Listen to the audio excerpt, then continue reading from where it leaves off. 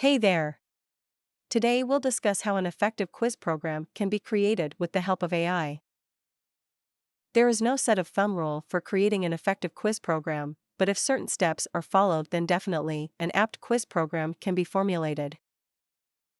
So firstly, you need to define the type of quiz, whether it is reinforcing or assessment. Then we dive deeper by deciding on the type of questions. You can choose true/false, MCQ, short answer, or a mix of all. Your questions should stimulate and challenge the gray cells of learners. But it is also important to select other options carefully. This is pertaining to MCQs. Other options should be close to the real answer, but not confusing. Also, establishing your quiz properties are extremely important.